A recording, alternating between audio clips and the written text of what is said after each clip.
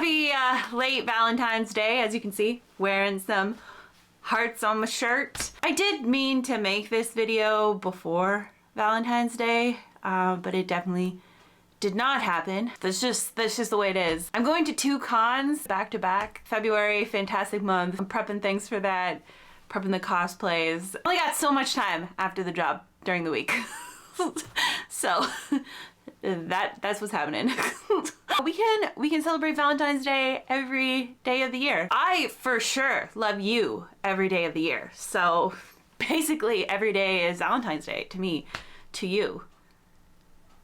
Yeah. So happy Valentine's Day.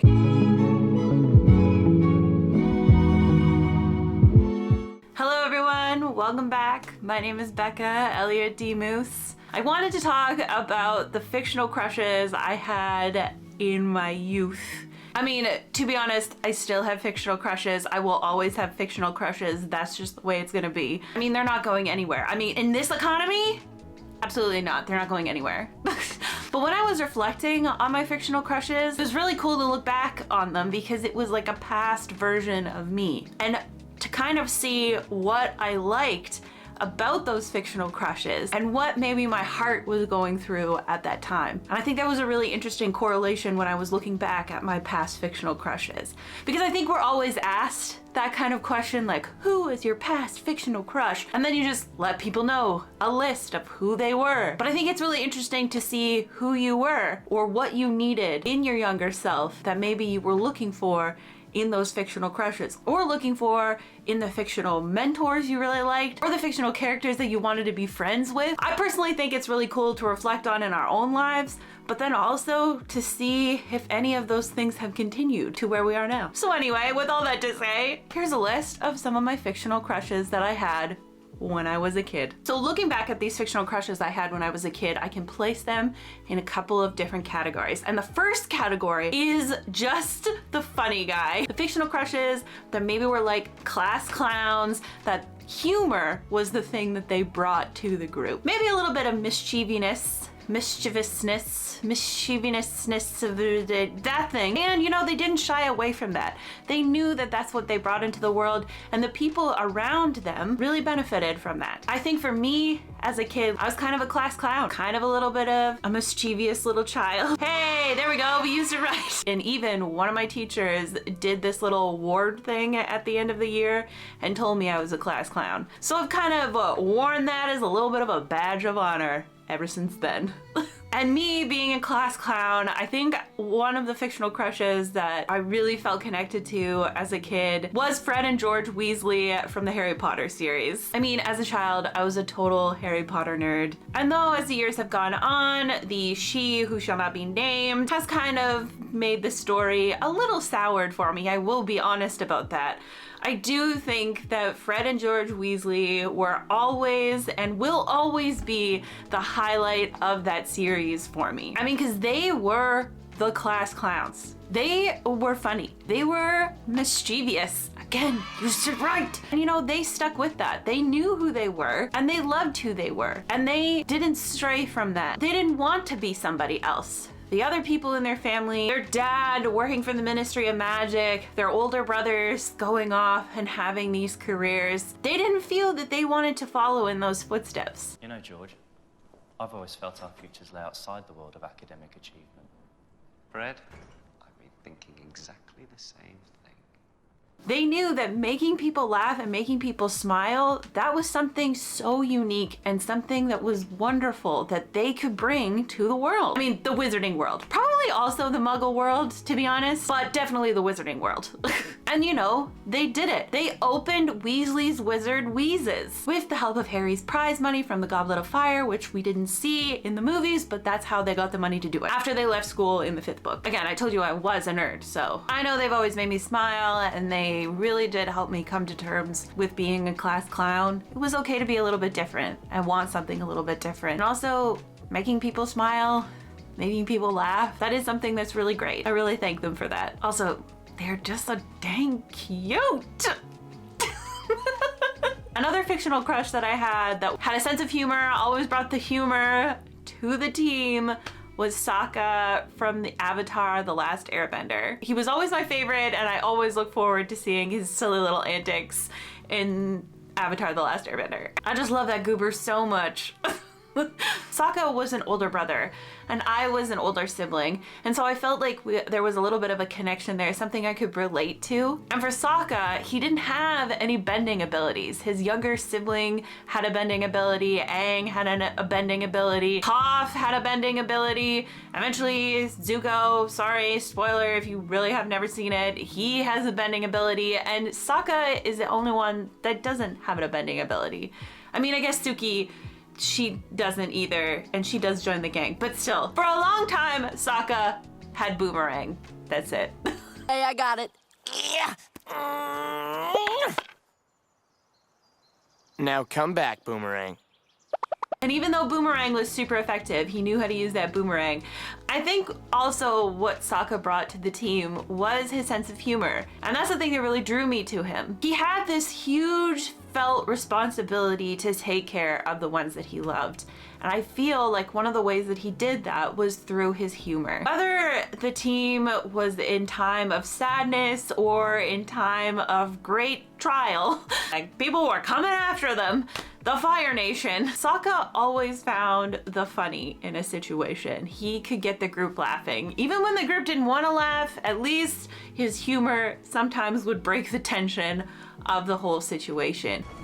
My first girlfriend turned into the moon. That's rough, buddy. I really do feel like Sokka's humor brought the team closer together, and it also grounded them. Sokka's way of using his humor to help his team, whether he knew it or not, was a positive way for me to see how humor could maybe be something that I could use for the good of the people around me in day-to-day life. But maybe me making people laugh in uncomfortable situations actually made them feel a little bit more comfortable. And that was a really cool thing that I learned from Sokka. So Sokka was not only super cute and also super funny, but he was also inspirational. Hey, I got my eye on you. Water Tribe. So those were some of the characters that were like funny, fictional characters that I liked. But then there was this other category that I found when reviewing my fictional characters that I liked. And they were more of the ones going on self-discovery, self-healing journeys. Basically people that are still learning. Whether those journeys be silly or serious, seeing that development as a kid gave me hope, and that hope developed also into a crush. So one of the characters that I really liked and seeing their whole self-discovery journey was Max Goof, aka Goofy's son. I know Max Goof from Goofy Movie and the Extremely Goofy Movie, which Max was featured in both. An Extremely Goofy Movie, they go to college, and really it's Goofy's self-discovery, self-healing, self-figuring himself out journey. So we're gonna focus on the Extremely Goofy Movie because I feel that is like Max's story of like growing up. And also Max and his dad Goofy's story of becoming son and father in teendom. I mean, they were always father and son, but like, you know, there's a shift when somebody turns into a teen. Like your relationship with your parents changes, and that's what's being discovered in the movie. And I should have said it like that and not like I said it before, which was weird. I mean, I loved Max Goof from the first time I saw him in the Goofy Movie. I mean, I get it. He's doggish. He's I guess that's what Goofy is, a dog. But I don't care. He was a silly, sweet, moody boy who liked a girl but couldn't tell her straight to her face. It was awkward for him because he was nervous because he felt insecure about being a goof. You know, he was just feeling embarrassed. He didn't know who he was, and Goofy takes him on this journey to have some father and son time, and Max goes on a journey of self-discovery with his dad, figuring out his relationship with his father and how that's changed. And it's just such a good time. If you've never seen the Goofy Movie, you need to see it. It's awesome. The soundtrack alone.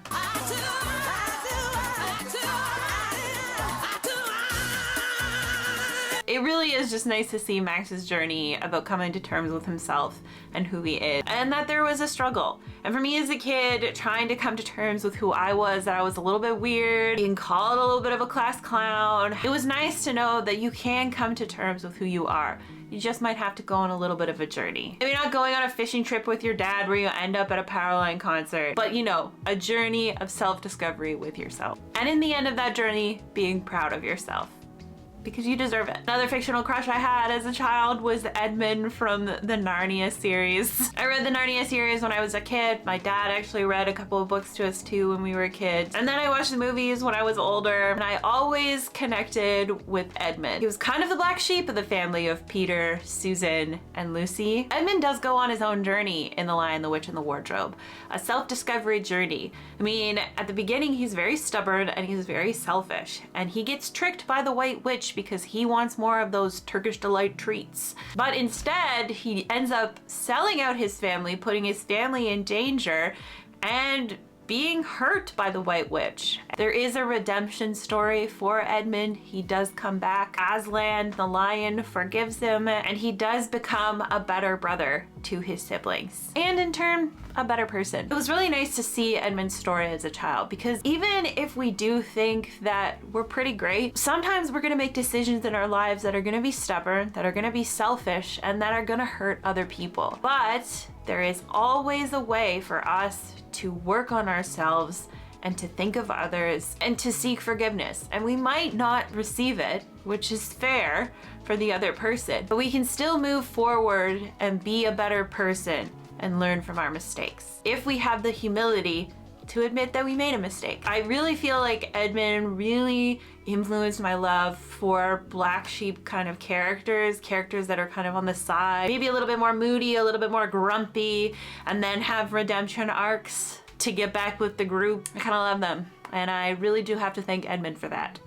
And one of my final fictional characters is Ashitaka from Studio Ghibli's Princess Mononoke. Absolutely loved Ashitaka as a kid, and to be honest, I still love Prince Ashitaka. Now, I feel like Prince Ashitaka is a tiny bit different from the other crushes that I have. That's why he's kind of in a little bit of a category all on his own. I mean, he was forced to go on an adventure. I believe on that journey, he did find some things out about himself. But the thing that I really loved about Ashitaka was that his story, the story that we were watching in Princess Mononoke, was filled with adventure. And that's what I craved for as a child. And still, I do crave for adventure today. The adventure that he went on was amazing. I think another thing I really liked about Ashitaka as a kid was his acceptance of Sen. He just really admired her about how hard she was working to protect the forest, that he wanted to help her. I mean, that scene where she's literally got a sword at his throat and he's like, "Oh, you're so beautiful." I mean, that was so romantic. I mean, going on an adventure, living a full life of adventure and accepting me for me, I mean, that's exactly what I wanted as a kid. That's all I wanted, and Ashitaka was right there. Also, this scene where he just like catches the arrow and then just like shoots it back out, I mean, that still plays in my head over and over and over again. Also, Yakul. I love that he loved Yakul all the time, the best. I think reflecting on these crushes really does show me the qualities that were really important to me as a kid and still as an adult. Whether that be in a future partner or just in myself. Things that I carry with myself. These ideas of continual self-growth, an adventurous soul, and just bringing a sense of humor to life. Those things continue to not only be the things that I love in my current fictional crushes, but also qualities I really appreciate in people that I'm close to in real life, and things that I also try to keep close to my heart to live out within myself. I do thank my fictional crushes of the past for highlighting those qualities that I think really meant a lot to me, and having them still today to ground myself in. So thank you, past fictional crushes. I love ya. So let me know in the comment section who your first fictional crushes were. And if you liked this video, please remember to like and subscribe below so you can catch some more content. And until next time, happy Valentine's Day all year round to you, people. I love you. Have a good day. Bye.